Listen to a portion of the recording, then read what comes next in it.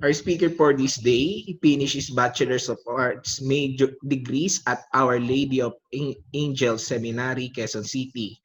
Served as college campus minister of Miriam for 3 years and theology department chairpersons for 6 years. Academic coordinator, philosophy and theology for 3 years. Textbook author, grade 12 Humes, more than 20 years of teaching theology, philosophy, and social sciences subjects. Facilitator of resource person in different workshops and seminars. Is currently the head director of Miriam Identity, Spirituality, and Mission Office, and the treasurer of the APNIB Philippines. Ladies and gentlemen, ang ating pong speaker ngayong umagang ito, walang iba po kundi si Sir Renato Ato de la Cruz. Morning, sir. Good morning, everyone. Gandang umaga po sa lahat. Naririnig niyo ba ako? Yes po, sir. Sige, share ko lang yung screen ko, Sir Floyd. Good morning po. Apa, sir.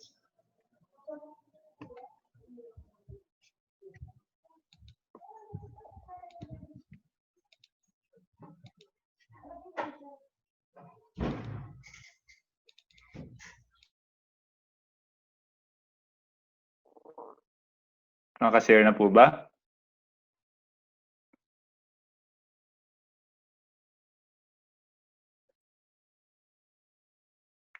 Okay na, Sir Floyd? Nakashare na ba?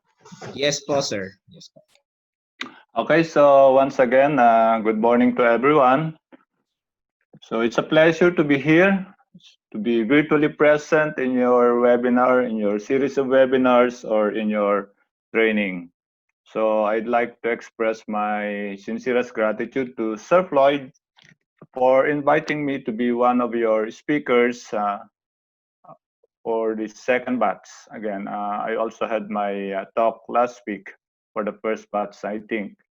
So it's both a pleasure and a pressure. I mentioned this the last time, that today's seminar is both a pleasure and a pressure for me. It's a pleasure simply because talking about a very important topic is very encouraging on my part, because again, this is, I think, one of the areas that we really have to pay attention to.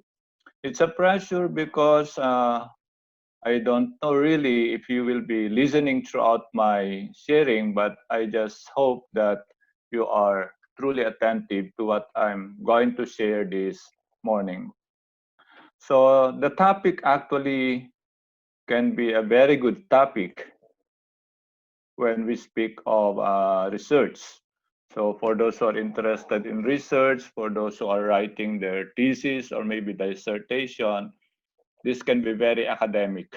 Psycho-spiritual development and dynamics of intra and interpersonal relations. But of course, I do not consider myself an expert nor a scholar.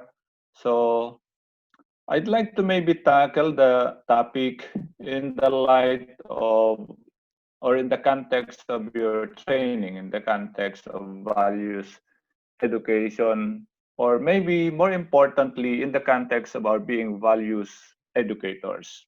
So the psycho-spiritual development and dynamics of intra and interpersonal relations. I will not be going to define terms here. I presume that you are already familiar with the terms, okay? But of course, in the light of maybe deepening our understanding of this topic, I'll be giving some examples later on. But before we dwell further, I think from the title alone, we can infer some presuppositions, meaning we can deduce, we can conclude some presuppositions based on the title alone. So, for example, these are just some 3 basic presuppositions that I have, and I use this to guide me in my presentation this morning. Maybe this serves as an outline of what I'm going to share to you this morning. So first, that education takes into account psycho-spiritual development. So that's one area that I'll be going to tackle in my sharing this morning. And the second presupposition is this, that psycho-spiritual wellness is a key to a healthy intrapersonal and interpersonal relationship. Meaning to say that no healthy intrapersonal and interpersonal relationship can happen without psycho-spiritual wellness. And then, of course, the last presupposition that psychological well-being is connected with spirituality. So I just hope that with these three presuppositions, I'll be giving justice to the topic. Okay? But as I've said before, we dive in further to these basic presuppositions, maybe allow me first to reorient you once again to the fundamental motivations why we are attending this webinar. So we ask ourselves, bakit nga ba tayo nandito? Is it because we were required? Is it because of the points? Is it because of the certificate? So we must have that self-introspection, intrapersonal. We ask ourselves, why are we here? But I believe whatever your reasons are, they are personal. Okay?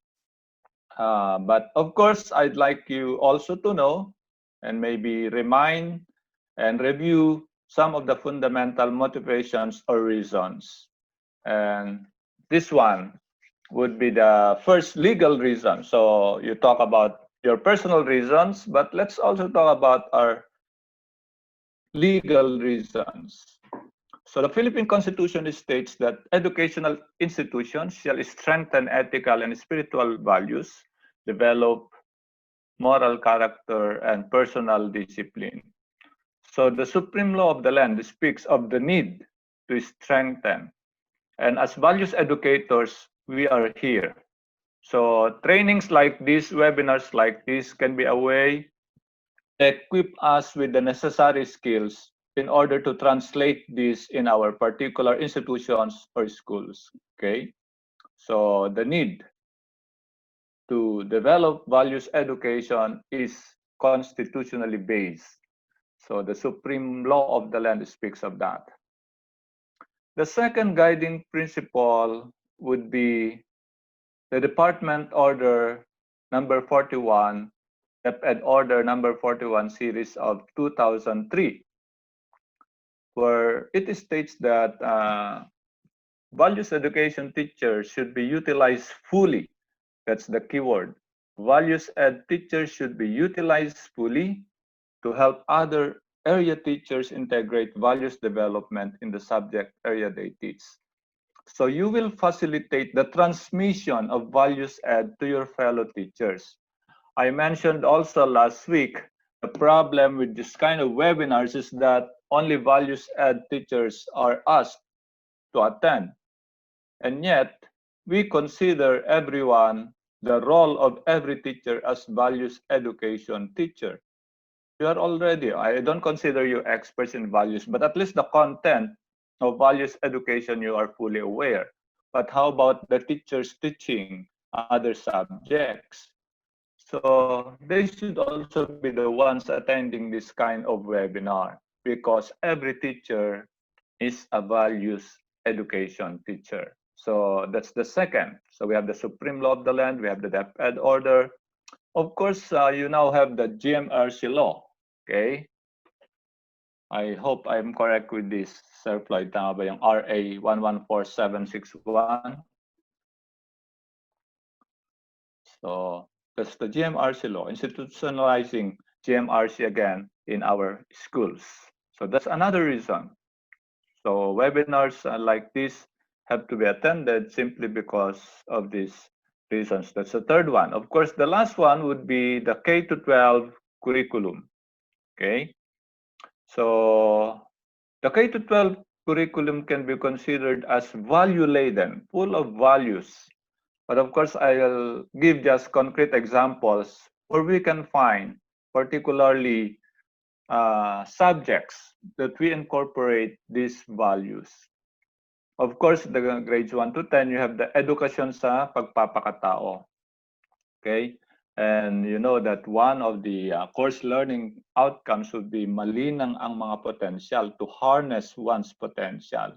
Again, very important later on to take into account these concepts. But I think this is one subject where we can really say that the Philippine educational system is really also taking into account values education apart from the GMRC law. Okay, we have the K to 12 curriculum. In the senior high school, you have the personal development. Okay, so I quote this as one of the learning competencies. For example, discuss the relationship among physiological, cognitive, psychological, spiritual, etc. So meaning to say, here you can already see, okay, the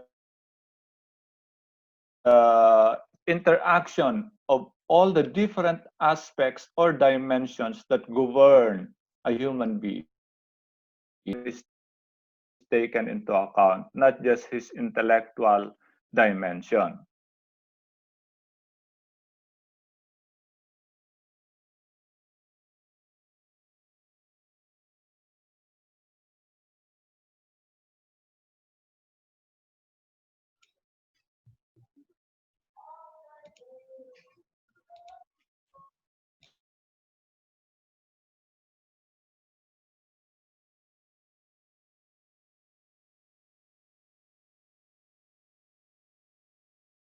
Employees of corporations, companies that are business oriented. So schools become subserviently producing graduates with the ideology of a consumer oriented market.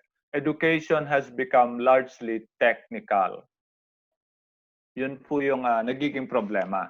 Even our K to 12 curriculum, di ba? The one of the guiding motivations is that after you graduate in senior high school, then you are already ready to have a job. You can already work.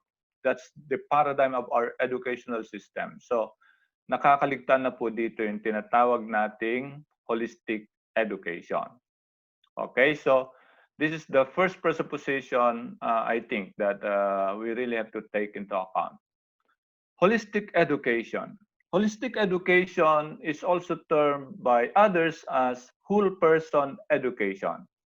And I think this is one of the goals of every school, of every educational institution, meaning educating the person, educating the student in all the dimensions of his being human.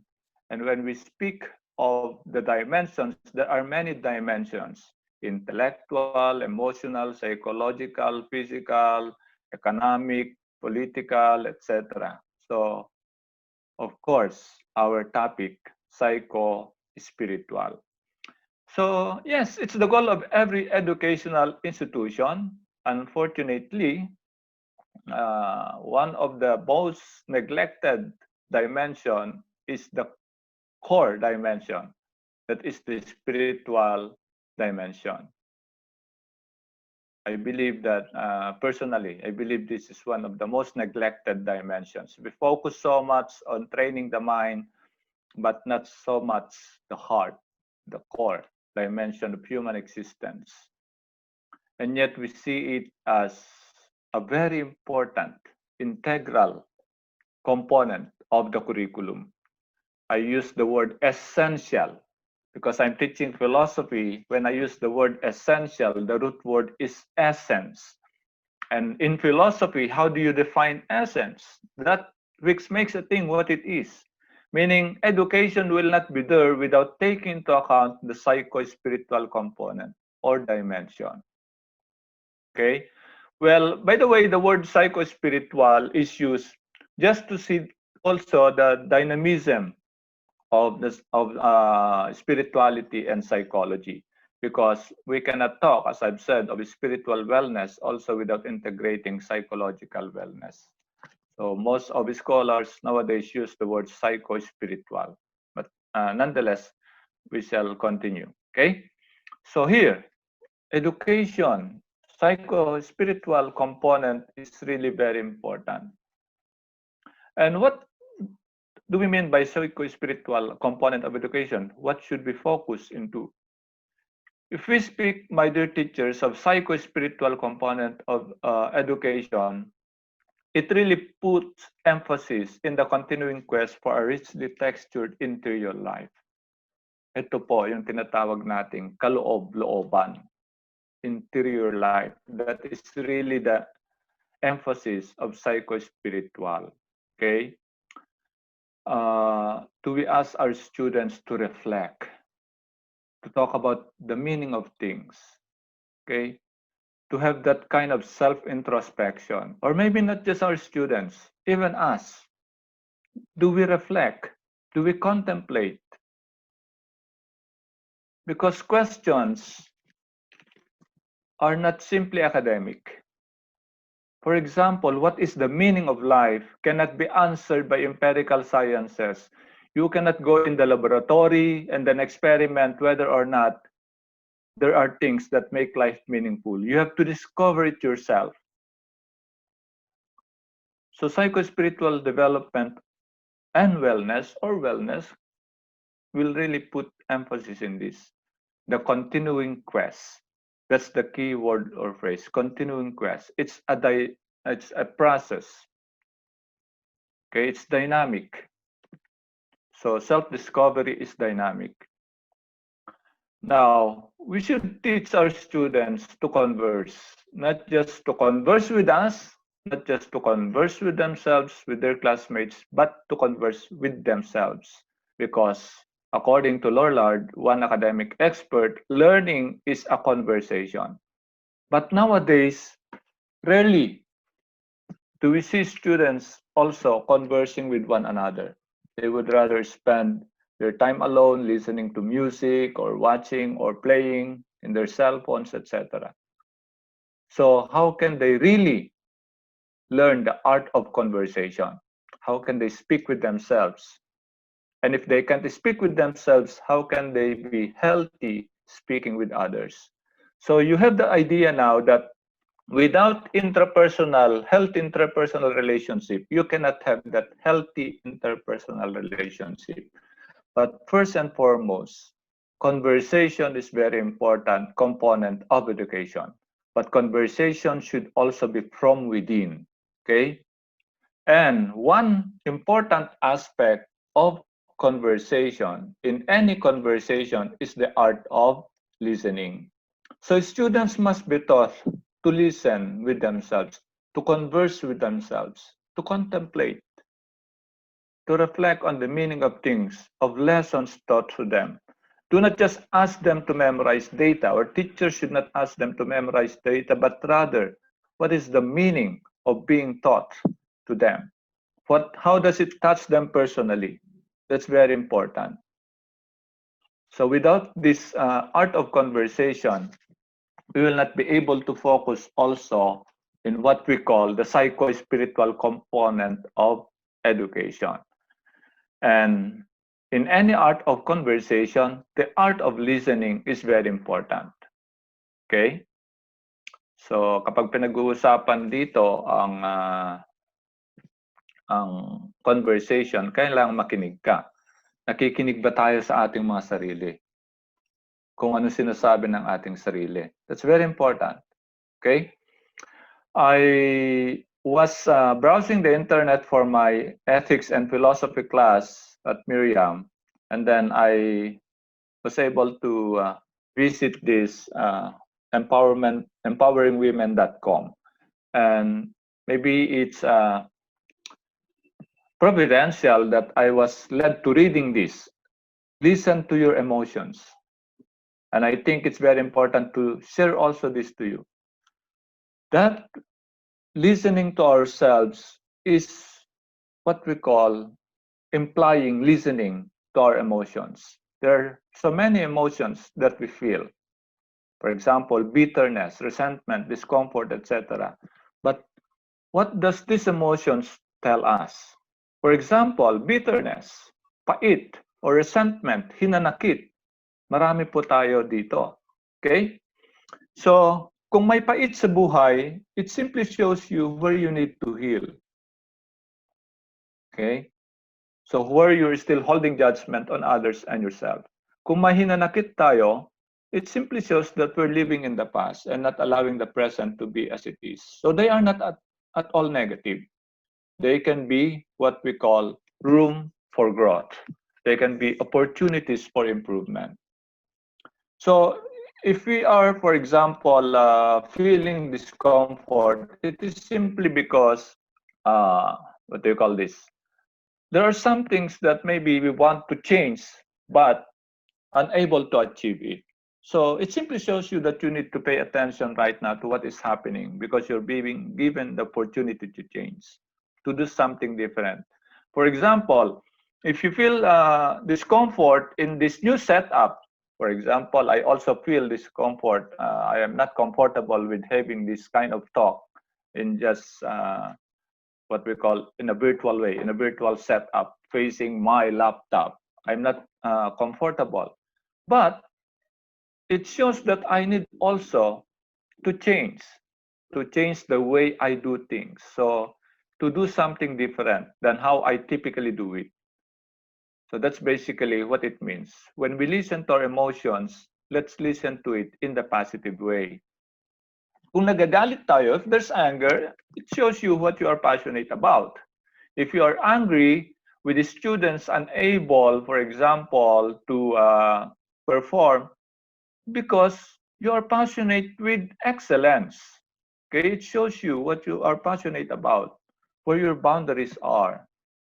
Okay, so again, anger is not at all negative, but it can be negative if, of course, at the end you are able to hurt someone or harm someone. So these are just some emotions. Other emotions would be disappointment. Okay, naulit yung resentment. Okay, you have disappointment. So is that you tried for something. For example, if you end up frustrated with doing something, then you should not be negative about this. It shows that you tried for something, that you did not give into apathy. Apathy means that, what is apathy? Apathy comes after tatluthi and before limati. Joke. Sorry po. Napaka-corny naman yon. Okay, apathy or indifference. Okay? So disappointment is there simply because it shows that you still care. If you are disappointed, it shows that you care. So you are ending up frustrated because you care for something. And other emotions, guilt and sadness. I would not dwell on this, but I think what is important really is if we learn the art of conversation, if we talk about intrapersonal relationship, one aspect is to converse with yourself, and of course, to listen to your emotions. Okay. I think another important concept of psycho-spiritual development or wellness is the concept that leads us to a greater sense of knowing who we are. Okay, greater sense of self-concept or self-awareness. At this point, I'd like to maybe ask some participants to answer the question. What makes this question difficult? Okay? Para makapagpahinga muna naman ako sa kakadaldal. All right. Sino ako? Or who am I? What makes this question difficult? So fundamental to understanding ourselves, fundamental or basic to self-concept or self-awareness is the question, who am I? Or in Tagalog, sino ako? But what makes this question difficult? Anyone? Anyone inspired by the Holy Spirit? Meron po ba?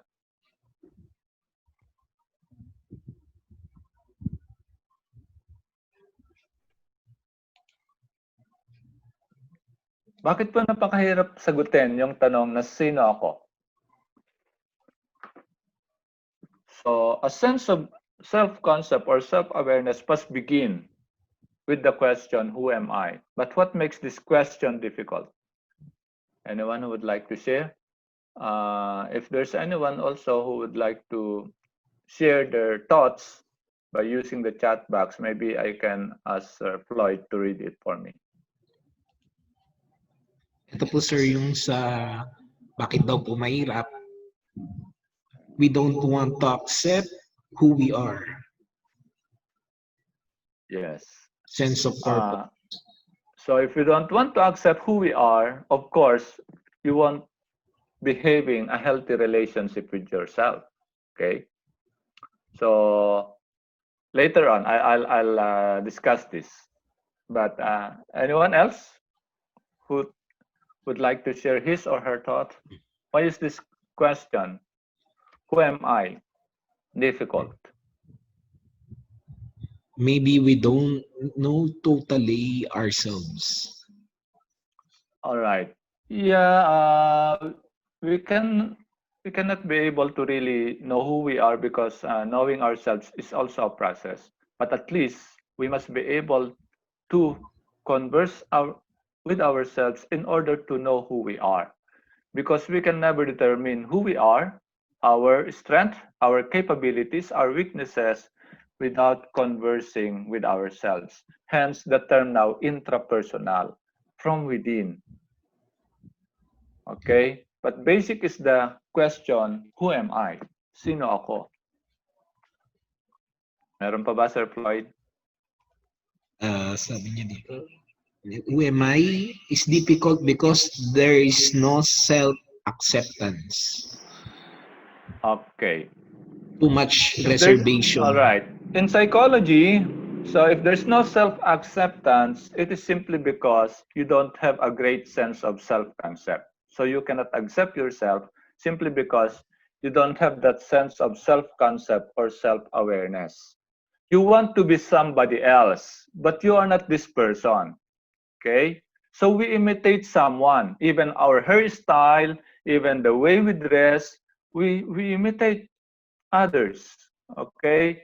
Even the manner we teach, we try to imitate others, neglecting our own uniqueness, our distinctiveness. So if that is always the case, then you don't have a healthy relationship with yourself. Okay? Yes, it's difficult to know who we are. It's difficult to accept our weaknesses sometimes. But a person who has a healthy relationship with himself or herself will always be able to accept who he is or who she is. Okay? So you don't have to look beautiful to others, for example, because you are confident you are beautiful. So whatever other people thinks of you, maybe they are not important because you are convinced you are this person. But of course, it should not be also what do you call this? In the sense that you no longer take into account the critique of others. All right. So personally, what makes this question difficult? What makes this question seemingly very difficult to answer? Because first, we are the questioner. Tayo yung nagtatanong. Tayo yung nagtatanong, pero ang problema, tayo rin dapat yung sumagot. Di po ba? So we are at once the questioner, we are the ones questioning, but the ones being questioned. And because we are the ones being questioned and we are the ones asking the question, hence the difficulty. Sino nga ba ako? But what I'm driving at here, my dear teachers, is this, that psycho-spiritual development does not only take into account interior life, but psycho-spiritual development must lead to a greater sense of self-concept or self-awareness. Know yourself. Again, I'm also in the field of philosophy, and one of the popular philosophers who really emphasized the need to understand yourself, to know yourself, was Socrates. Okay?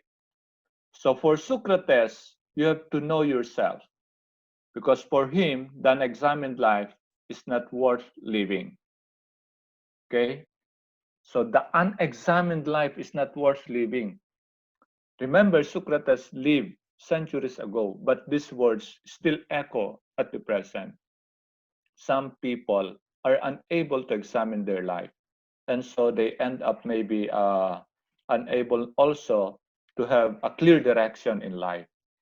So, the importance of knowing who we are. We cannot be having a healthy relationship without a healthy relationship with ourselves. Okay, and when we talk about self-development, my dear teachers, okay, it is important again. to take into account the significance of self-introspection. What do you mean by self-introspection? Just the other term for reflection, meaning thinking from within, asking the question, who am I? Or maybe the question, bakit nga ba ako nagtuturo? Bakit ako nandito sa profesyon na to? So more often than not, we really have to have that question with ourselves. Okay? The foundation of self-development and anything about the self, self-control, self-care, self-esteem, self-empowerment, the foundation is simply self-knowledge or self-awareness. Without self-knowledge, without self-awareness, hindi po magkakaroon ng self-development, self-control, self-care. Okay? So, we must learn to be able to know who we are because they are important foundations of everything about ourselves. Okay? So, we cannot overemphasize. It's really important. The emphasis of intrapersonal should really be a greater awareness of who we are. We cannot have a better relationship with others. We cannot successfully relate with others, interpersonal, if we are unable to relate first with ourselves. Okay? Now, here comes the importance, of course, okay, of what we call spirituality. But let me stress this again. In order to successfully relate with others, one must first learn to relate with himself or with herself. So that's very important, intrapersonal. Now, I mentioned earlier the need to recognize the psycho-spiritual dimension in education. Okay? So in a nutshell, spirituality has a role to play. Spirituality in teaching. I delivered this as a talk. Spirituality in teaching or spirituality of teaching can be another topic, very important. But in a nutshell, spirituality has a vital role to play. Again, as I've said, the question why we teach is something that should be taken in a spiritual perspective. Why are we here? What is the reason behind the sacrifices that we have to endure as teachers? Why do you love teaching? These questions are spiritual questions. As I've mentioned, they are not empirical questions. They cannot be subjected to laboratory experiment. Okay? So, muli, siguro, tatanungin ko yung iba sa inyo, mga kakaibigan, can I ask at least maybe 3 or 5 participants? So, hindi na ako gumamit ng menti.com. So, bakit kayo nagtuturo? Why are you here? And why is it that teaching matters to you?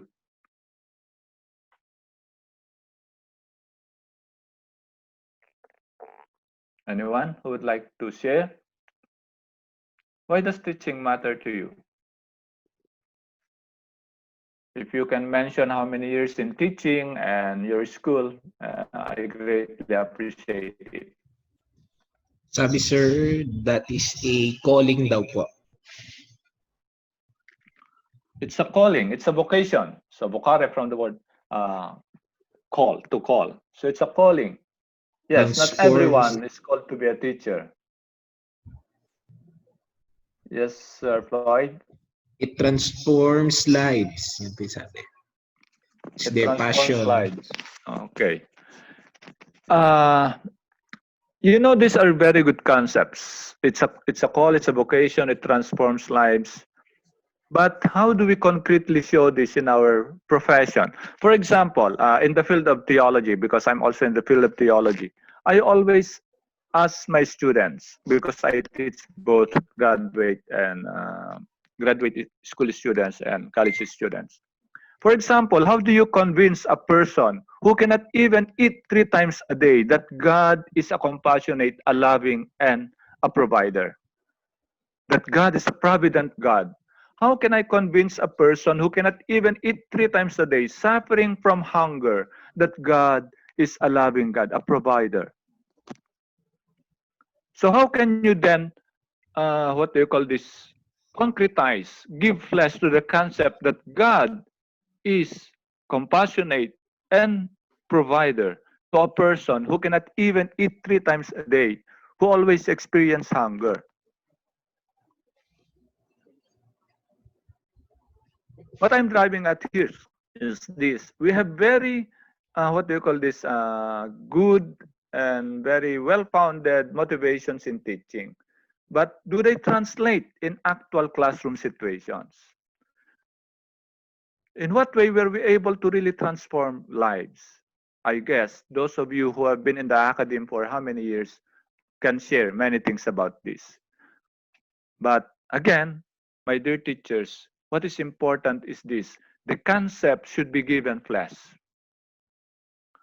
For example, how can a person convince someone that God is a loving God if this person is always a victim of bullying, is always a victim of hatred? Parang feeling niya walang nagmamahal sa kanya. And yet, sasabihin ng iba, ang Diyos ay mapagmahal. Hindi nga niya nararanasan yun sa iba. So the same thing with what we call education. Why do we teach? Very important. Do you think this motivation, why we teach, is really given flesh or being concretized in the actual classroom situation? And our role as teachers also will not end in the classroom. It can transcend classrooms. Okay? So, to recognize, I repeat, to recognize the psycho-spiritual dimension in education necessitates the need for spirituality in teaching. It simply means that spirituality in teaching is necessary. I'll give you now some definitions of spirituality, okay, to better understand it. I will not be talking about spirituality in teaching, but basically how spirituality can be considered very essential in teaching. Okay, so yeah, and spirituality has a vital role to play in one's life. Why do we teach?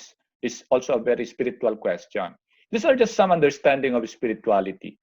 Spirituality is the quest for something passionate in the work that we do. These are examples I gave the last time, and I'd like to repeat these examples if I can still remember them all. Example, yung spirituality is the quest for something passionate in the work that we do. You have teachers who volunteer in the countryside, in remote islands, in remote barrios, okay? And their salary, yung sahod nila, 2 months, 3 months late, but they are still happy teaching. So the motivation is something for me very spiritual because they are still passionate in the work that they do and yet are unable to receive just compensation. You see, I know of volunteer nurses, for example, okay, who work in the countryside, in remote islands or barrios instead of going abroad. Okay, I read a news, I think last year or 2 years ago, of a volunteer nurse who ended up being raped and killed. But that passion in the work that these people do will not, of course, decrease the flame. So, kaya nga yung background ko po, apoy yan. Because spirituality is like a flame. Okay? So, what else? Spirituality is a quest for something greater that connects us with grander meaning and purpose. Siguro, may mga ilan sa atin na tanong na, gusto mo bang kumita ng malaki?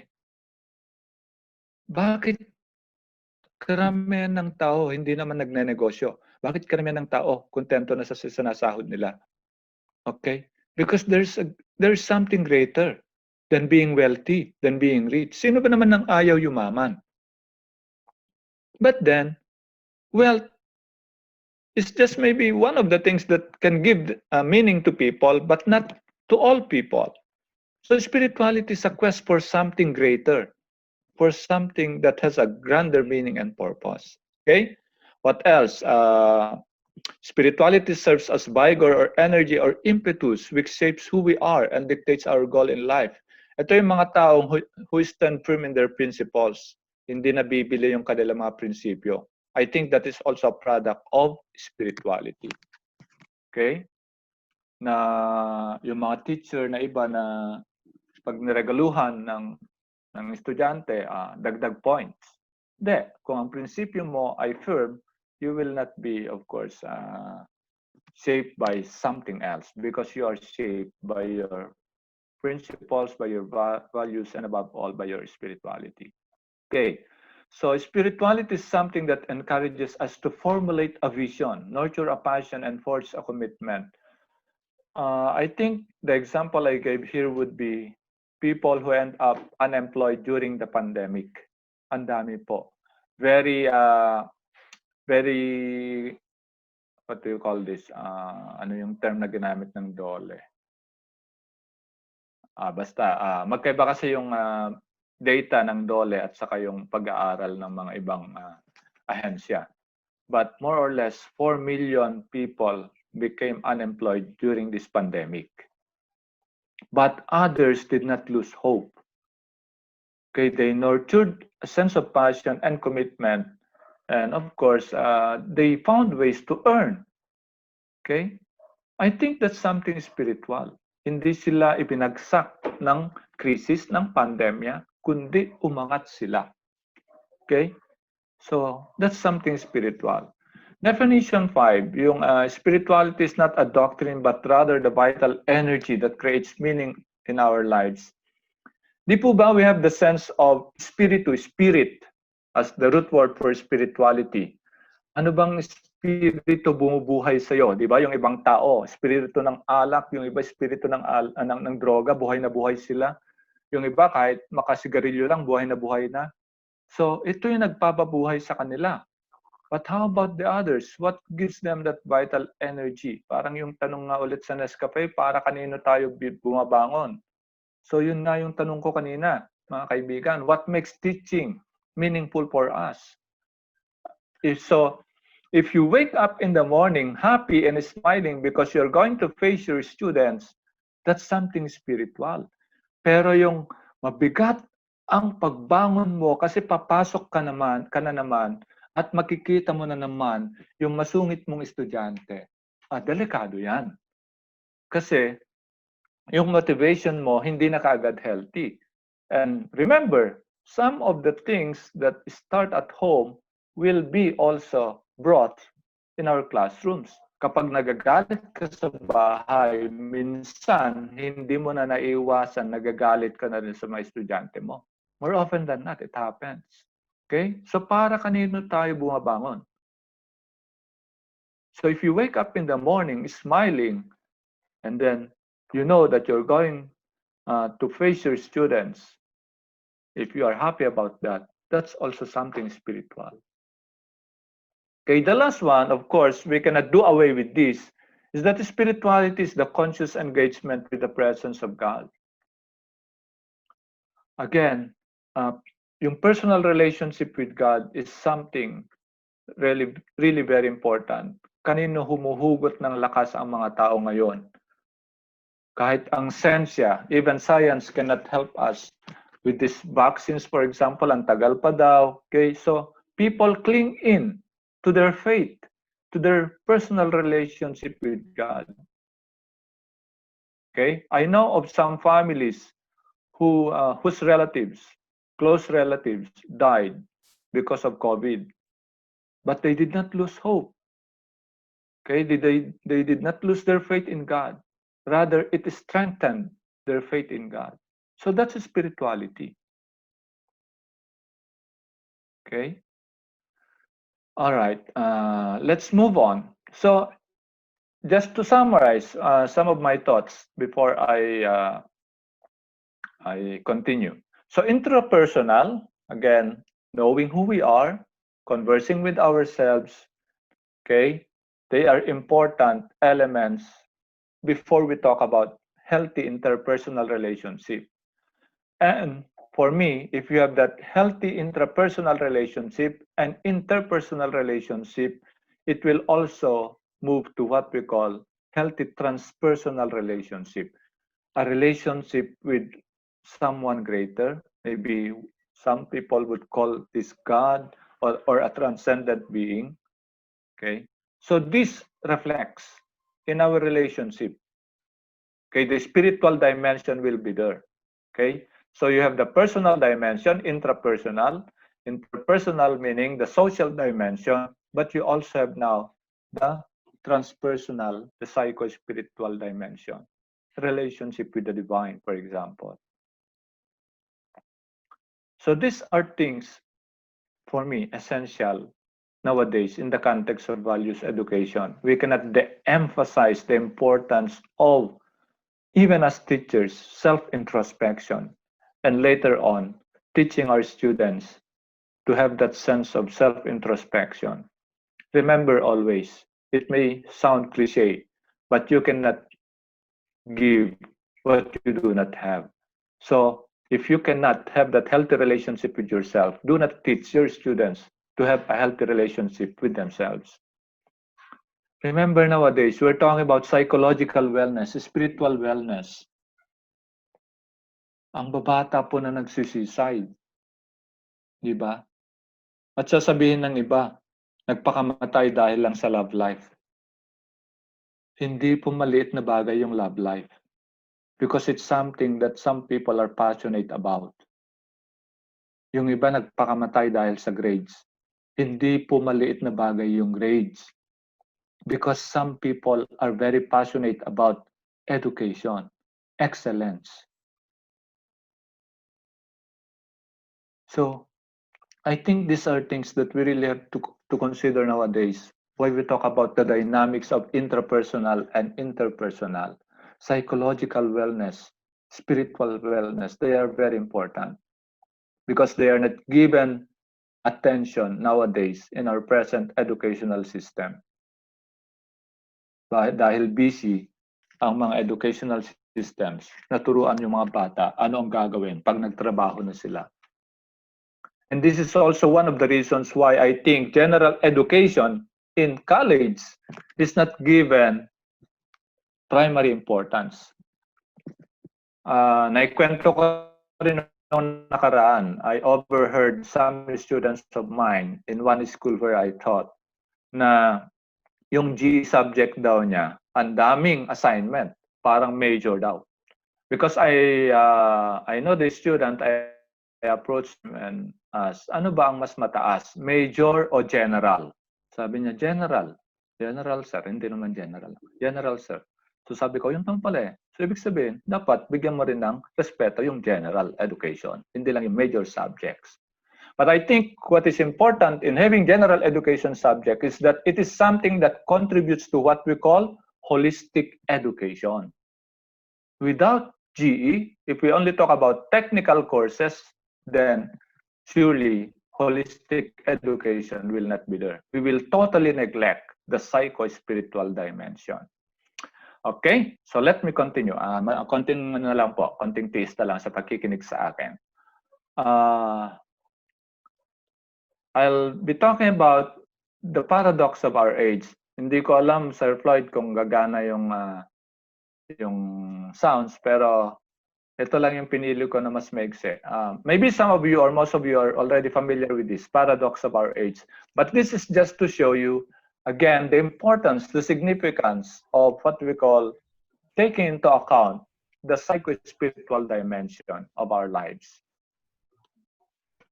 Let's have this. Ano sir, pag nag-share po kayo, pakipindot po yung share music doon sa baba.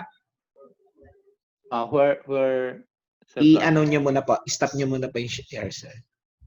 Yes, and then? And then, ano po, pag nag-share po kayo, pakipindot po yung may music doon sa baba. Yung share music. Pakipindot po ulit yung share, sir. Dito sa baba. Opo, yung may dalang parang ano dyan, ano lang po yung tuldok. Para ma-share po yung music niya. Stop sharing nyo muna, sir. Apa, stop sharing. Apa. And then? Tapos, share nyo po uli. Tapos, meron po yung sa ilalim dyan.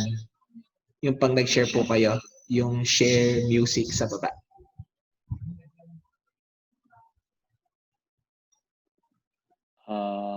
Share music sa baba. Sa screen ko? Apo, sir. Pag clinic nyo po yung share, dun sa pinakababa po. Meron po doon. Share computer sound. Okay. Apa, tsaka yung isa rin po. Ayan po. Okay. Tapos share na po. Yes. Sige. Tingnan natin ha. Alright. Ayan po. The paradox of our age.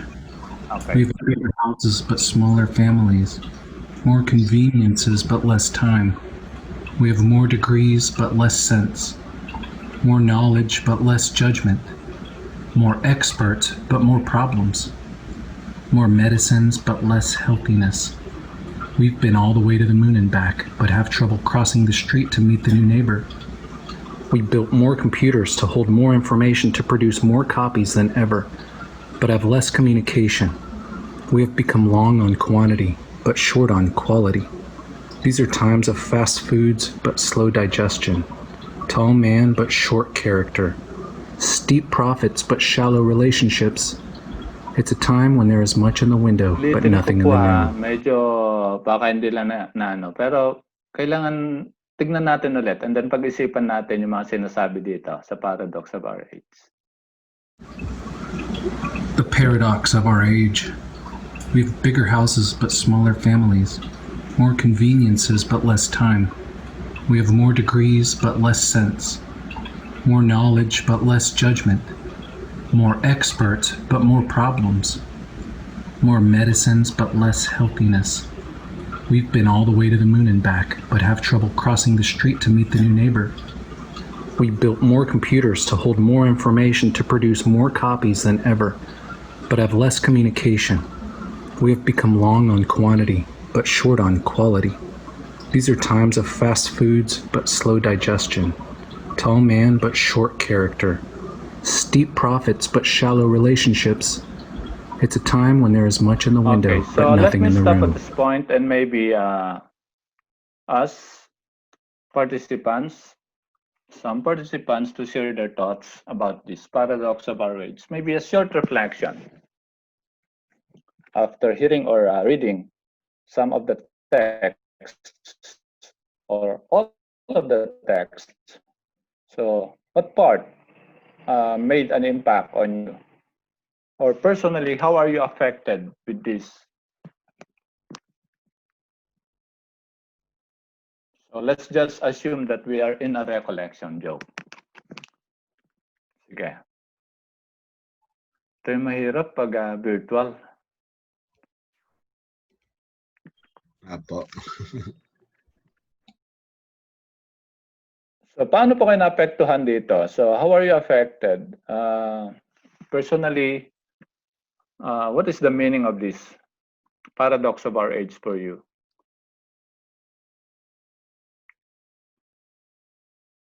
So anyone?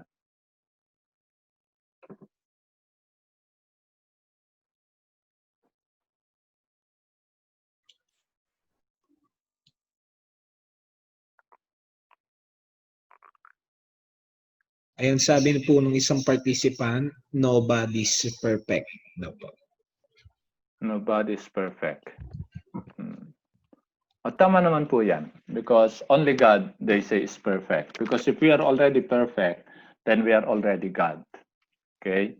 So our perfection is not the same as God's perfection. But what does this paradox of our age telling us? What strikes you most, for example? No more time for serving God. No more time for serving God. Yeah, teachers are busy doing many things. So they have no more time to serve God. Ano pa po? We have more degrees but less sense, more knowledge but less judgment, more experts but more problems, more medicines but less healthiness, etc. Spend more quality time with your family than material things such as your job and business. Okay, spend more quality time.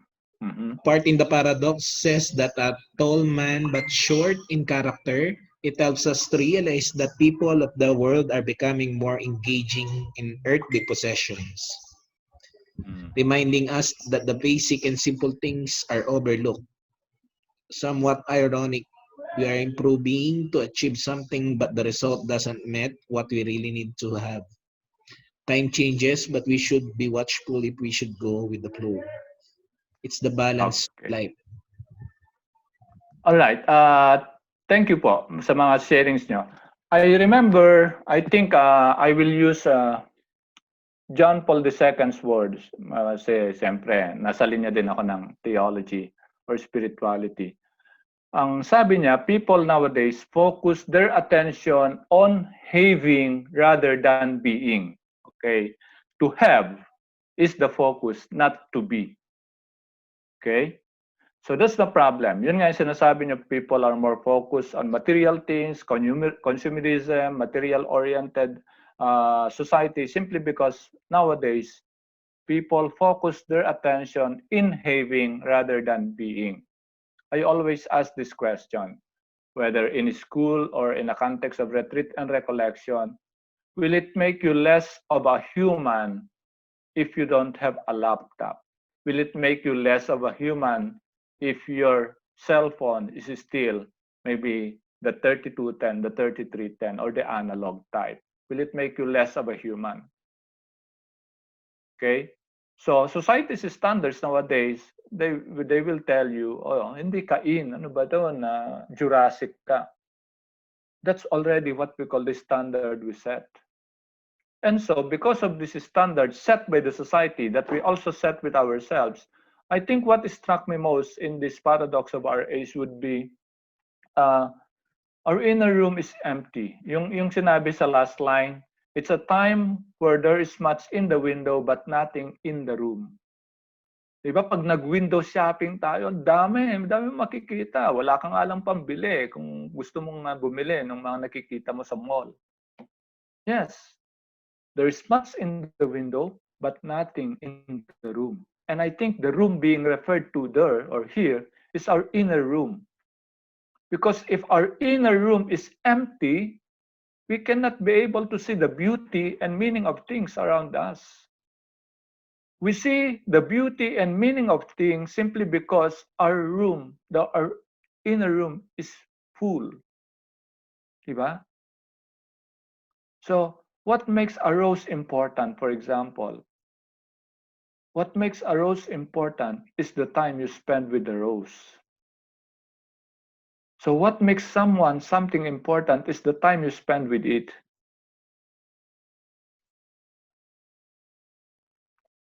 You cannot appreciate the beauty of an art, for example, if you will not take time to really take a look at it.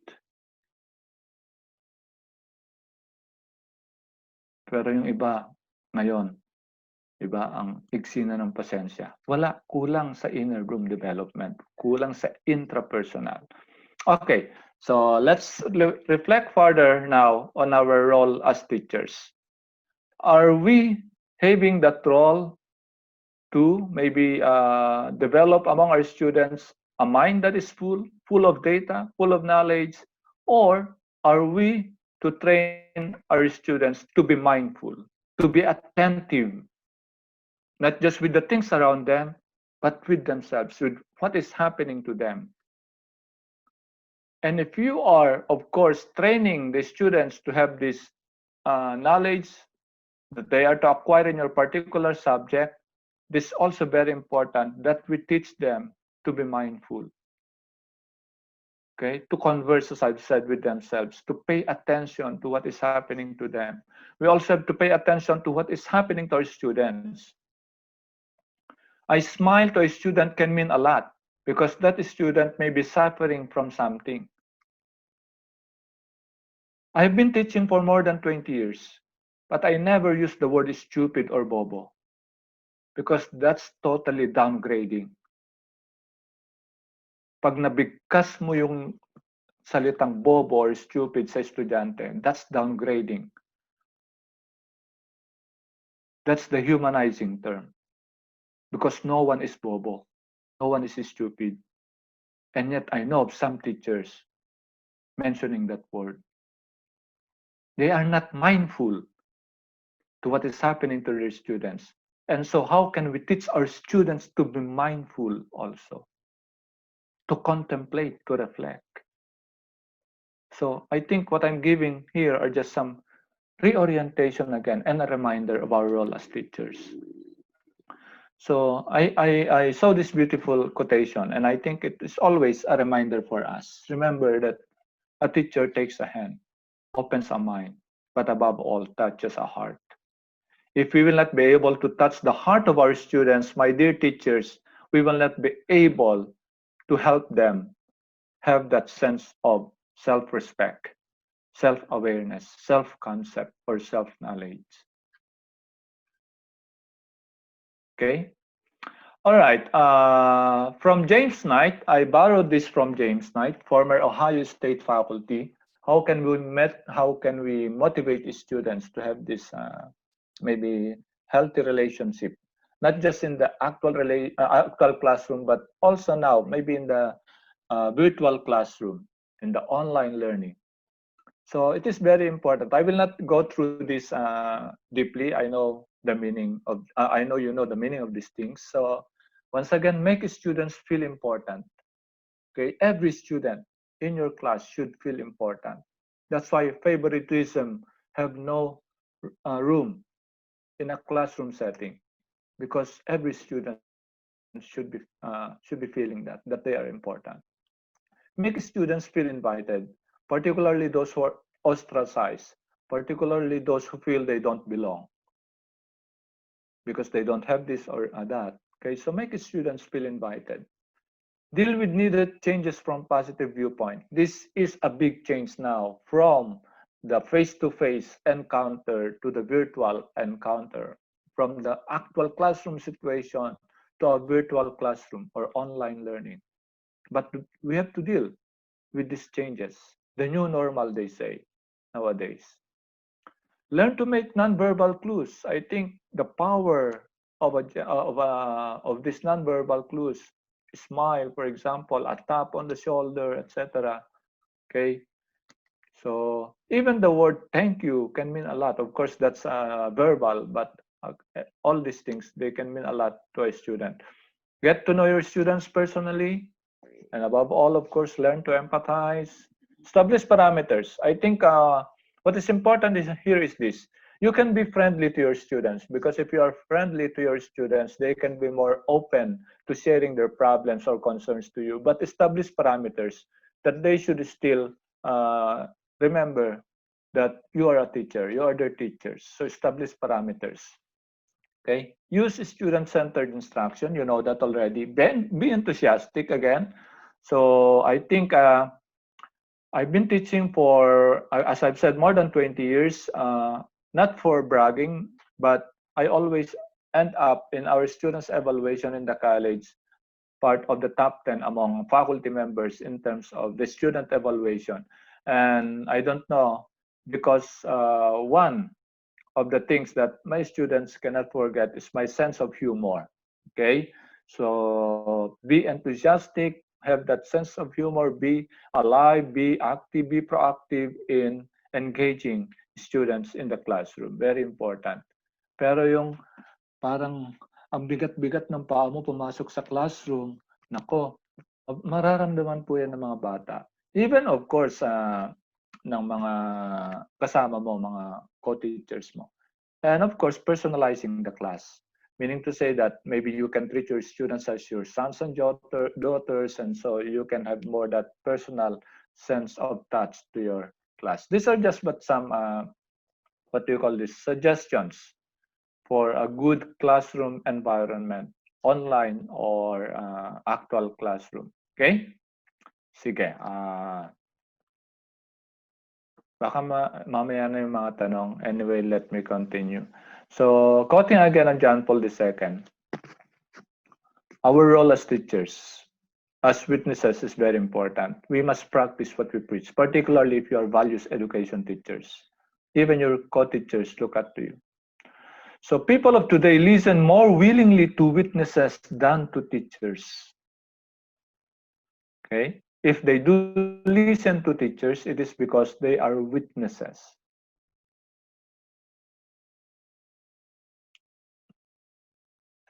Are we witnesses? That's the question. Do we practice what we preach?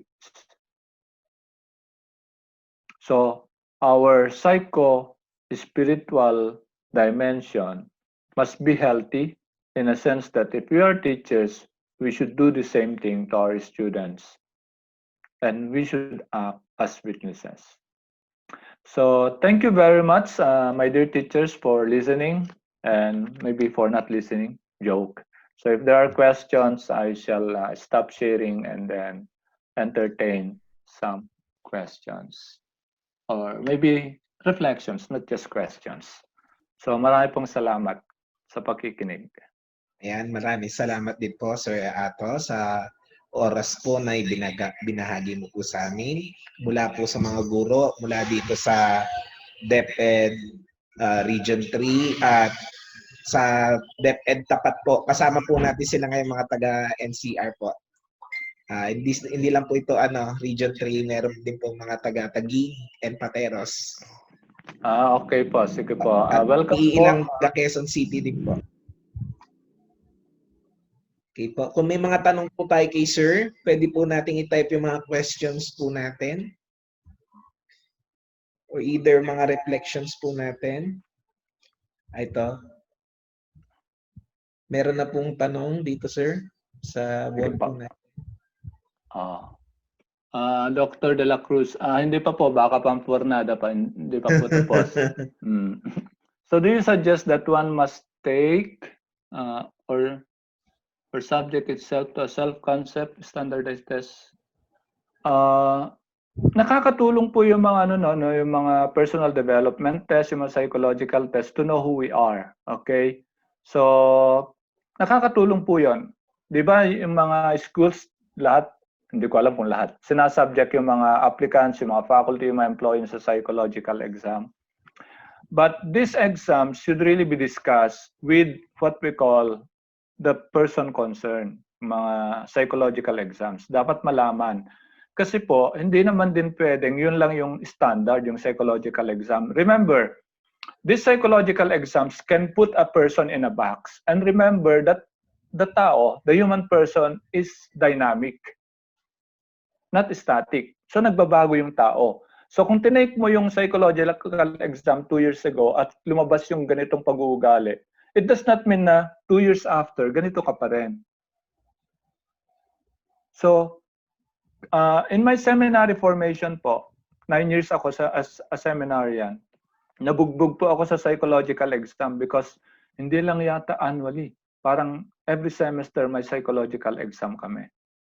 So, I think yung standardized test yan ng mga personal development, personality test, di ba, sa psychology.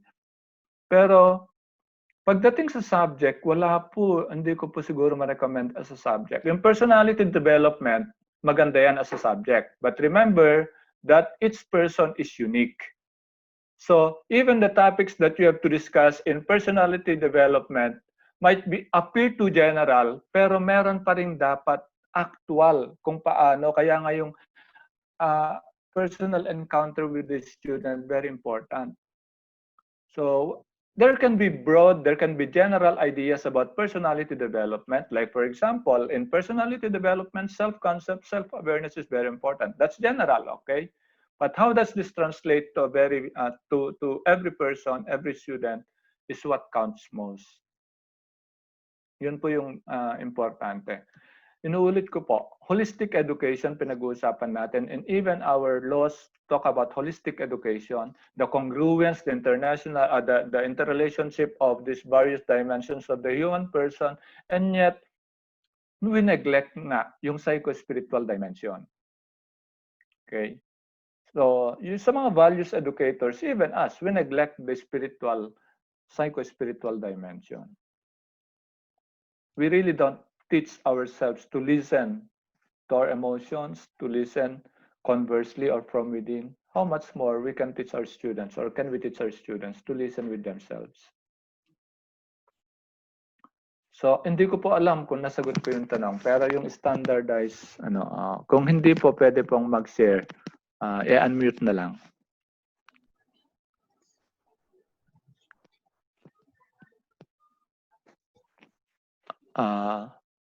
Wait po, medyo... Sabi niya, sir, is it okay to teach and preach in class? While we are teaching, we are also preaching at the same time. But I think we have to really practice what we preach. Teaching is also preaching. Okay, because in teaching, more or less, we are just sharing ideas.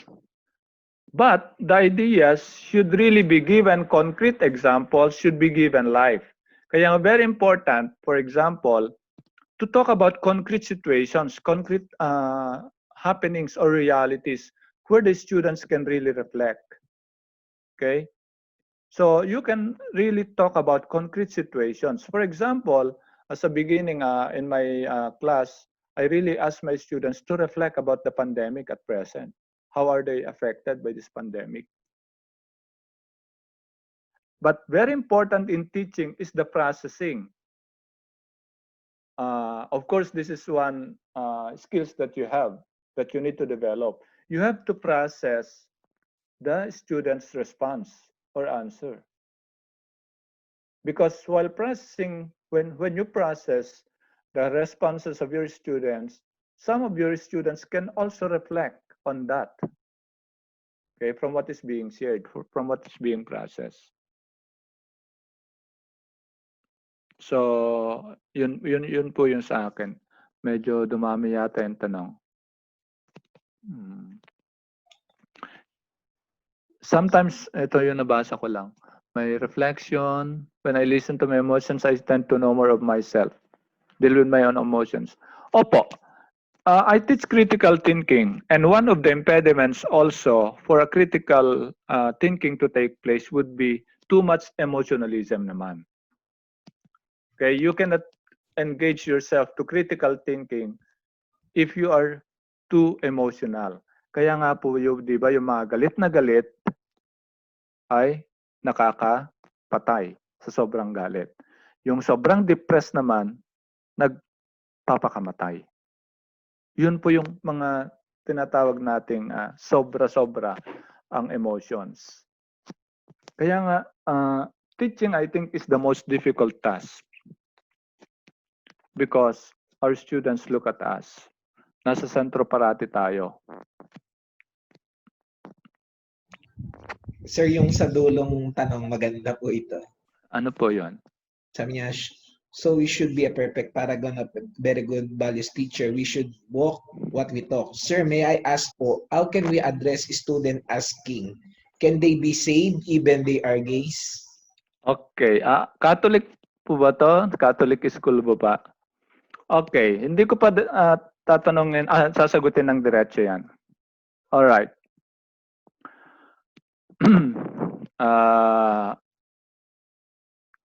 Sa Ateneo po ako, part-time faculty. Okay? And then was that last school year or 2 years ago? May isang estudyante nagsabi sa akin, thank you sir for being my prof this year. Now I can freely express myself. I'm a gay. And now I can express my love to my dorm mate. Kasi nagdo-dorm pala siya kasi galing yata siya ng Cebu or what province. Pero wala pong binabanggit doon sa klase na being gay is actually, what do you call this, not bad. Okay, what I'm driving at here is this. I teach moral theology po. Even among moral theologians, sinasabi nila, if being gay is one of the ways by which you are able to actualize yourself, so be it. Okay?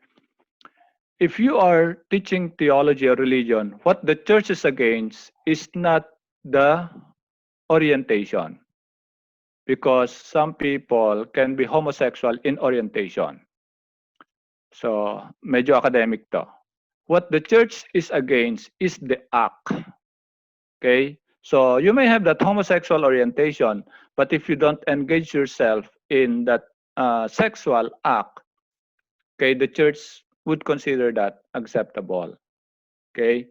Doctrinally, so homosexuality is wrong according to the church teachings. Catholic po ako, so Catholic church teachings.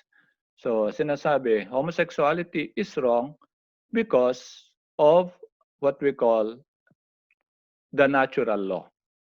That the relationship, sexual relationship, should only be what we call between a man and a woman in the context of marriage. So, yan yung teaching. Pero, doctrinal po yan. Ano po yung pastoral? Ibig sabihin ng pastoral, ano yung konkretong nangyayari? Maraming gay. So sasabihin ba natin lahat sila hindi masisave? Lahat sila immoral? I think that's not the kind of God that we have. But remember, God hates the sin, but never the sinner. Even those who become saints, they were sinners. Okay? So, we do not have the right to really say to this person, if he is gay, you cannot be saved. Because, again, if that is the way for him, for this person, to really actualize his potentials by being gay, then I think we should respect that. Who are we to say? Are we God to say that they cannot be saved? Because this will be contrary to the understanding that God's love is universal, that it is applicable to all, regardless of your gender orientation. So I don't think you will have to mention that they will not be saved.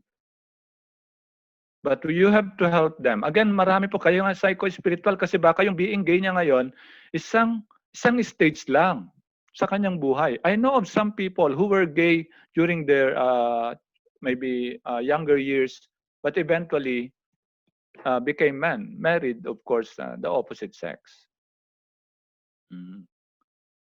So, unuulit ko po ha, kasi sa moral theology, there will always be what we call different dimensions to measure the morality of an act. Okay? So you cannot downright condemn a person that he is immoral. Practical po tayo. May mga tomboy, may mga bakla na nagsisimba. Pagkatapos ba niya magsimba, sasabihin mo, "Uy, makasalanan ka, bakit ka nagsisimba?" Again, who are we to condemn people?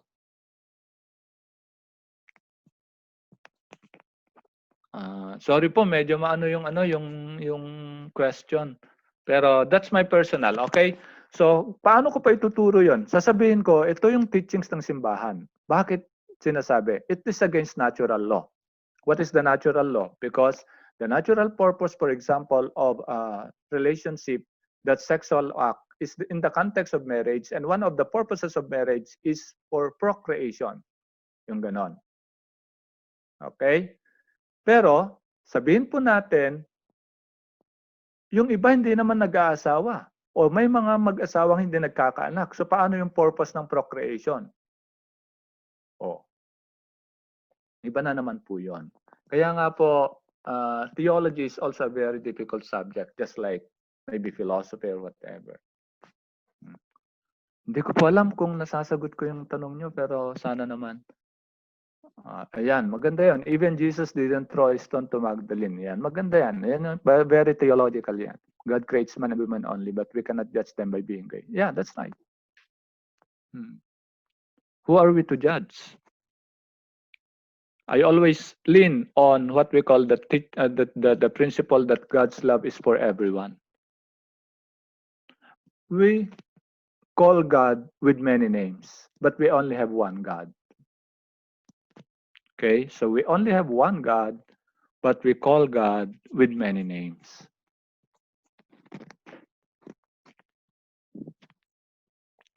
Hala, yung psycho-spiritual natin naging theology. Anyway, sige po. Very well said, sir. Ang galing-galing po niyo. Very clear po ang explanation. Salamat po sa abot ng aking makakaya. The church is not a banquet of saints, but a hospital for sinners. Yes, that's correct. The greatest saints were actually sinners. Si Saint Paul po, di ba? Remember? Siya yung greatest tormentors of Christians. One of the greatest tormentors of Christians. But we owe it to Saint Paul why Christianity, what do you call this? Reached some of the far-flung areas in the world. I think ang essence po dito is this. Our life and each individual's life is unique. But if you are having 30, 40 students, napakahirap po nun. Lalo na pag ilang sections. Kaya nga po yung pagbibitaw na lang natin ng sasabihin sa classroom, yun lang sana yung mahalaga. Kasi we cannot really meet every student of ours in a one-on-one basis or on a one-on-one basis. Kaya po, very concrete, when we teach, we give concrete life examples.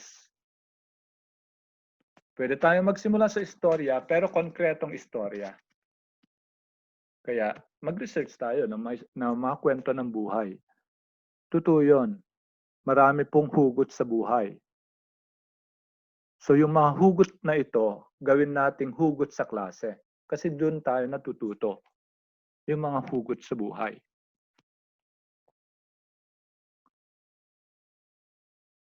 Kaya nga po hugot, di ba? It comes from within. Di ba? May naalala ko tuloy. I think na-share ko ito. Yung heart po. Yung heart, listen with your third ear. And your third ear is your heart. Ito po yon. Bakit listen with your third ear? Because the heart is only the ear that has an art to hear. Lahat ng word na yan. The heart is only the ear, nandyan yan sa heart, that has an art to hear. So listen with your heart. Listen with your emotions. And when you listen to other people, listen with your heart. That's bringing healthy interpersonal, intrapersonal, and hopefully transpersonal relationship.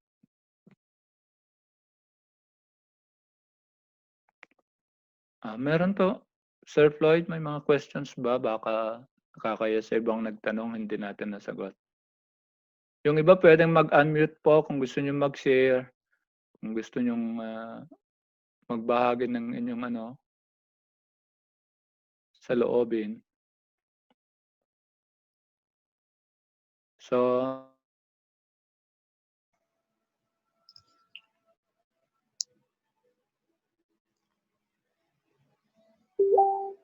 Hello po, sir. yes po. Sir, ako po, sir, may sabihin lang po. Yung Yes po, natutunan sir. ko po. Bali dun po sa part, sir, na may pinakinig po kayo tungkol po dun sa paradox po. Bali Paradox of our age. naisip ko lang po, sir, parang tayo pong mga tao po, sir, nag-strive po tayo to do more. Kaya lang ang nangyayari po, imbis na yung dapat nating ma-achieve na-meet natin, mas lalo pa pong lumalala. Halimbawa po, ang technology patuloy ng pagtaas, pero ang effect po nun ay masama pala sa ating lahat. Kumbaga hindi po natin nagagamit ng maayos.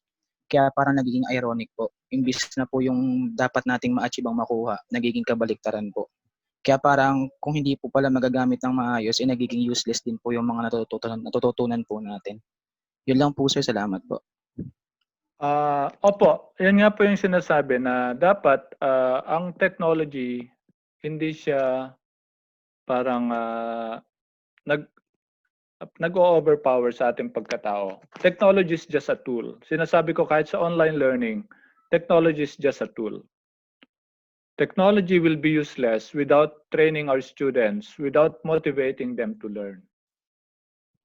Kahit gaano kakagaling sa teknolohiya. Pero tama po yun, sir. Minsan nagiging daan ng evil yung mga technological advancement. Kasi technology is being used to deceive others, technology is used to harm others, etc. Pero yun nga, nabanggit ko na rin to nung last week. Ang principle ko, ang pananaw ko ganito, the world is still dominated by goodness. The world is still dominated by goodness. Imagine just 5% maybe, or 10% of the world's population bad or evil. What will happen? So the world, our society is still dominated by goodness. Believe in that. May evil, yes, because evil is actually the absence of goodness. And if goodness is absent, those who are believers, it is simply because God is absent. Why? Because God is the absolute good. Ang problema po, meron din mga naniniwala sa Diyos simply because, but the problem is this, they cannot translate their faith into actual life situation. Yan yung sinasabi nating split between faith and life. Our faith is one thing, but the way we live our life is another. You know of a family attending regularly a mass on a Sunday, and yet look at how they treat their house help. Galing sa simbahan, pero pagdating sa bahay, minumura ang katulong. Ito po yung mga challenges sa atin to really be more. Kaya nga conversion is a process. Kaya nga knowing yourself is a process. We cannot do away with some, what we call this, shortcomings in life because we are not perfect. There will always be that human weakness because we are not God. So, if we are God, then maybe we don't have weakness. Pero marami po tayong weaknesses because we are humans. And even the church, kahit anong religious institution, may mga pastor, may mga pare, nagkakasala because they are humans. But remember, that should not always be an excuse. Sabihin mo, sorry ha, tao lang. Ah, tao ka lang ba? Teacher ka pa. Katoliko o Kristiyano ka pa. O, Pilipino ka pa. Ano pa? There are many dimensions. You are not just human. But your being human is governed by many dimensions. So sabi ng isang estudyante, sorry sir, nag-engage ako ng premarital sex kasi dalawa lang kami sa bahay eh. Hindi ko na napigilan. Ha? Hindi mo na napigilan. Biological yan, sexual yan. Eh di sana nanood kayo ng Train to Busan para hindi nyo in-entertain. Or nag-chess kayo para hindi na-entertain. Yung mga ganun. Pero it's easier said than done. Kasi sometimes the biological sexual overwhelm us that it already overpowers the rational dimension. Hindi ka na nakapag-isip kasi nandun na eh. Pero pag in-excuse mo parati, mayat maya sabihin mo, sorry ha, tao lang. So mayat maya, pag nagkasala ka, sorry ha, tao lang. Mali po yun. Because you are not only human. There are many dimensions nga. Maraming aspeto ng pagiging tao. Baka nakakaligtaan mo, spiritual ka rin, religious ka rin. So hindi ka lang sexual, biological. Pero hindi po natin kinokondem yung mga nagkakasala. Kasi that's human frailty na tinatawag or human weakness. Kaya may kasalanan sa mundo because of human weakness, human frailty. Kaya conversion is a process. But again, I repeat, we don't have to judge those who are committing sin because all of us are sinners. Amen? Ala, yung talk ko, yung psycho-spiritual, naging parang religious. Anyway.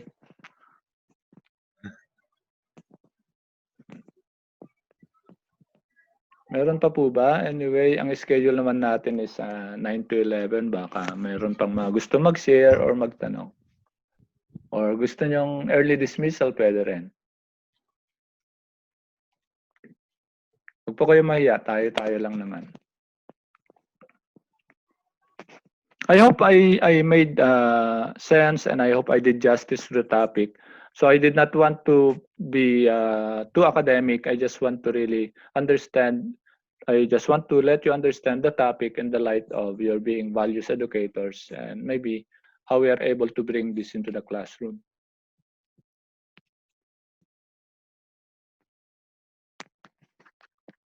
Meron pa po ba?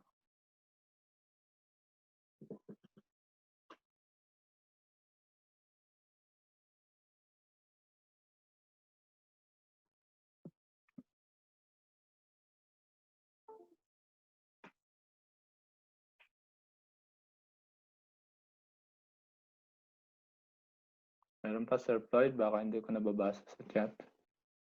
So rich po ang ating topic. Opo. Napakano talaga pag psycho-spiritual. Ito yung mga topic na kasi na nakakaligtaan. Kahit yung tanong na, who is God for you? Di natin yan tinatanong, who is God for me? Yung konsepto ng mga bata sa Diyos, galing yan sa kanilang katekista, CL teachers, TO teachers, pero hindi yun galing sa actual life situation. Kaya po nabuhay ang Christianity para lang sa atin na mga Kristiyano.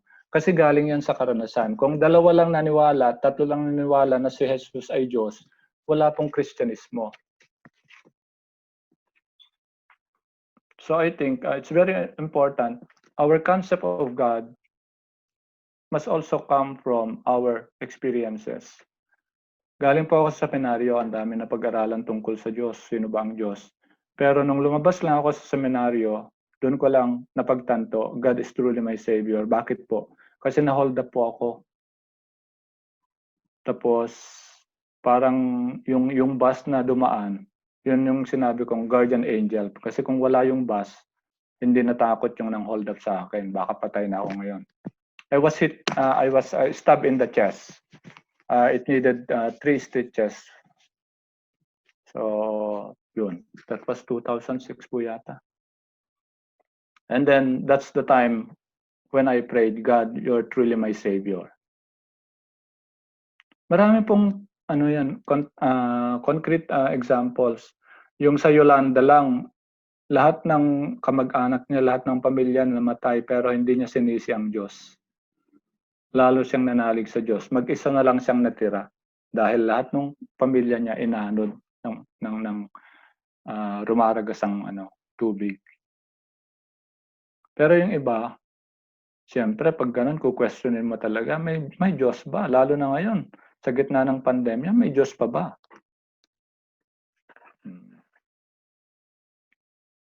Pero you still have people clinging to their faith. God is not among evil people. God will always be present among people doing good. So if you let other people experience God, be the channel where they can experience God. Do good and be good. Sa ating values education class, doon sa personality development or edukasyon sa pagpapakatao, nababanggit doon isang source yung virtue ethics. Ano po yung virtue ethics? So it's always the understanding that each person has to be good. And why do we need to be good? Because it's a duty, it's a responsibility. We have to be good teachers not because we want to be affirmed, but because it's our duty. We want our students to be good students not because they need to have good grades, but because it's their responsibility. Kantian po yan sa philosophy. We have to do good because it's our responsibility. And I think, siguro, in the context of our topic, doing good is emphasizing the importance of the psycho-spiritual dimension. Sorry po para tayo nasa recollection. Sige, isipin nyo na lang nasa recollection tayo.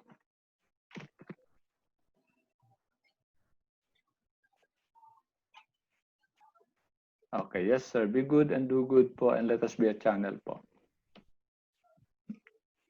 Yes po. But then in our, sorry po madaldal ako, in our journey to becoming good and doing good, we will always fall short. Nadadapa po tayo. At ano yun? That's normal. Okay? Yes po. Education is not about medals and high grades. Yes po. God will not measure you, or success is not measured with those degrees and diplomas. What matters most in life is to live a life that matters. And this will only matter if you have that sense of self-respect, self-concept, self-knowledge, and you are able to develop a healthy relationship with others. Stress that to your students. What matters most in life are not degrees. Anong sukatan natin ngayon ng success? Diploma, degree. Are you expecting everyone to graduate in college? Hindi po. Dahil kung lahat, ang success, ang sukatan mo ay education, graduation, paano na lang yung mga tricycle drivers? Ang taas na ng qualifications nila, college graduate. Paano na lang yung mga magsasaka, dapat college graduate. Kaya nga po ngayon, di ba, nane-neglect kahit yung farming natin kasi ini-inculcate natin sa mga tao that success is measured by degrees or diploma. Kaya naiiwan pati yung agricultural sector because we prioritize engineering, technical, industrial sectors. Anong nangyayari? Even our agricultural lands are transformed into industrial lands. So you will not be measured by your degrees or diplomas. Kahit wala pong MA or PhD yung dulo ng pangalan mo, you're still a person. So kaya nga edukasyon sa pagpapakatao. So are we to measure being human by simply degrees? But that's the problem nga po. Nowadays, focus their attention in having. We measure dignity with possession and position, wealth and power. Kaya parang mas respetado yung mga college graduate, mga engineer, doctor. Wow. We call them engineer, doctor. Okay? Ano pa, accountant. Ako nga, hindi ko pinagyayabang. Anak ako ng Diyos. Joke lang po. Sige. Uy, sige, sorry, madaldal ako masyado. Baka may mga tanong pa. Mag-11 na. Sorry, Sir Floyd, napakadaldal ko. Okay lang po, sir. Nag-enjoy po. Enjoy.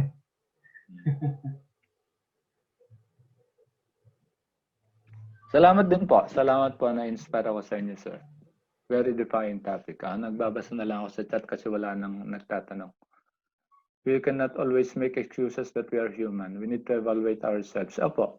And we are not at all perfect. Education is not about medals and high grades. Yes.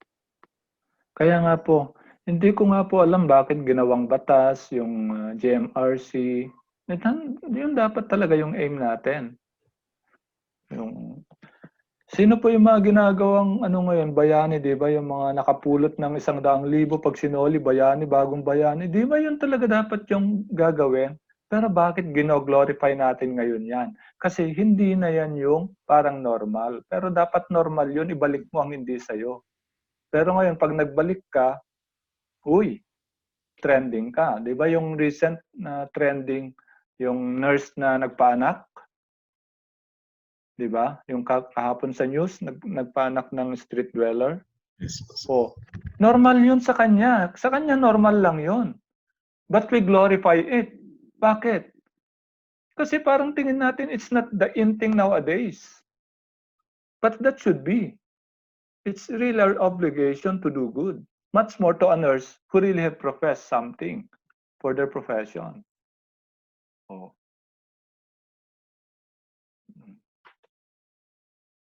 Para po ako nagiging preachy dito, no? We are enjoying listening with you, sir. Thank you po. Yan. Kasi nag-trending yung nurse, nakapanood kasi ako ng news kahapon. Sa kanya, ginagawa lang niya yung obligasyon niya. Pero siyempre maraming humanga. Bakit kailangan hangaan yung mga ganon? Kasi nga, sa lipunan, kokonti na lang. Yung mga public servants, kuno, di ba? O nasan yung pagiging servants nila? Yun na lang, nakakapanlumo po, di ba? Yung PhilHealth. Yung PhilHealth scandal, araw-araw, tuwing kinsenas nakakaltasan tayo or buwan-buwan ba? Nakakaltasan tayo tapos pupunta lang pala sa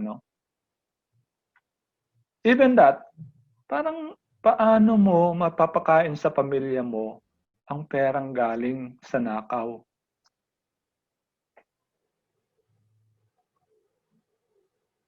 Well, hindi lang naman po PhilHealth. Even sa DepEd may mga problema. So, lahat naman ng ahensya ng gobyerno. Kaya nga, bakit ganon? Because these are also human institutions. But it's not always an excuse to do evil. Ilang bilyon pesos yung scandal sa PhilHealth po. Ilan ang matutulungan na magpa-test sa COVID sa ganong kadaming pera?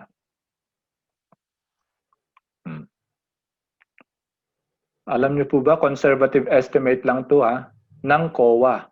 Conservative kasi government agency, 20 billion pesos a year is lost due to graft and corruption. That's conservative. So how much more is lost due to graft and corruption? So nasa ng values doon? Nasa ng good manners? Nakakapanlumo po, kaya nga buti na lang may mga values educators tayo. Napaka-challenging ng role natin sa buhay. Personal values lang ito. Paano pa yung mga social responsibility, justice as values that we preach? No? How do we practice justice if there's no justice in the society? Oy, si Sir Bernardo ba to? Para akong naging bata ulit, nakaka-inspire po kayo. Oy, salamat po. Salamat. It's always, these words are always affirming, ha? Hindi po sa, sa ang tawag doon, gusto kong sabihin na okay, i-affirm niyo ako. Pero pag mga ganyan, na mag-thank you ka lang sa estudyante, yung ganon, or mag-sorry ka kung ano, these words will really mean a lot. The power of words, do not forget that. Ayoko maiyak, pero kung meron man akong pinagsisisihan, yun yung namatay yung father ko, na hindi ko man lang nasabi yung words na mahal kita or I love you. Hindi ko siya naabutang buhay. Nung pinapauwi ako ng brother ko, para abutan ko pa at makausap ko siya, pinospone ko dahil busy ako at that time. Sige, next week na lang.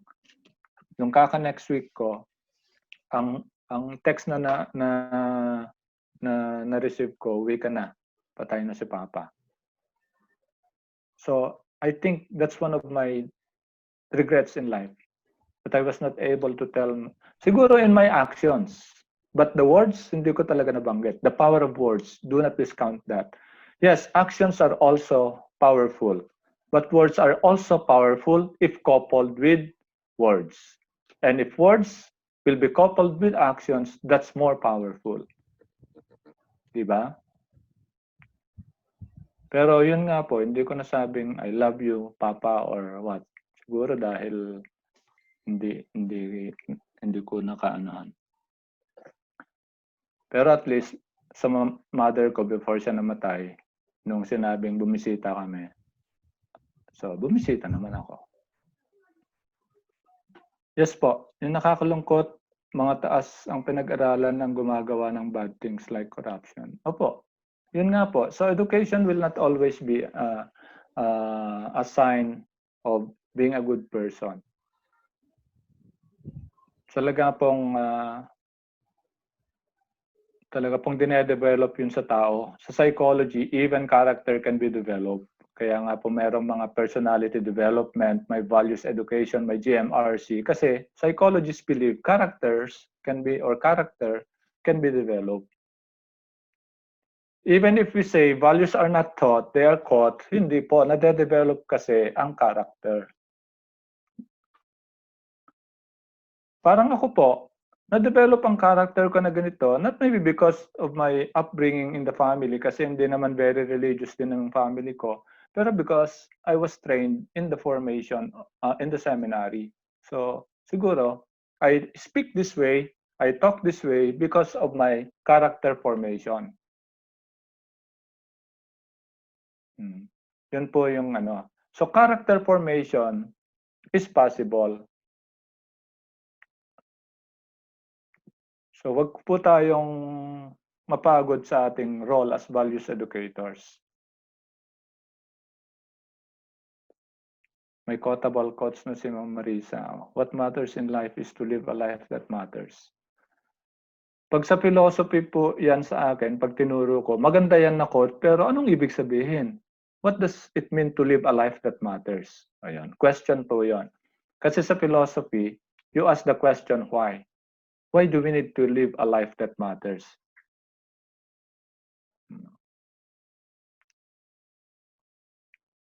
Do good, be good. Yes po.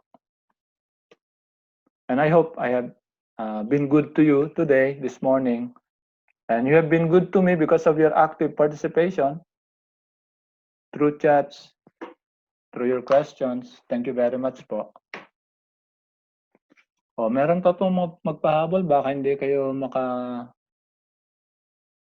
makatulog na maayos na hindi nyo na-express yung gusto nyong sabihin.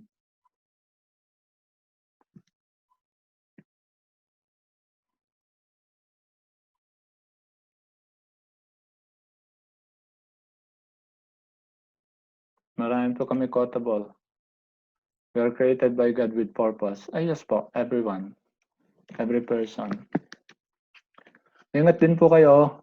So, kung wala na pong nagpapasalamat po muli ako sa inyo sa pagbabahagi ng inyong mga questions and your reflections. And salamat po muli kay Sir Floyd for also inviting me to be one of your sharers or speakers for this series of webinars or training that you have. Okay? So, I hope that we'll be able to meet each other face-to-face someday, maybe in some places. But I wish you all what do you call this, the best of luck in this coming school year. Okay, stay safe, stay well. Thank you very much po. Maraming salamat din po, sir, mula puli sa mga teachers po ng DepEd Region 3, DepEd Tapat, at yung mga taga-QC din po na nandito. Muli po, sir Ato, maraming salamat po. Hanggang sa Salamat susunod. po, Sir Floyd. Po. Sige po.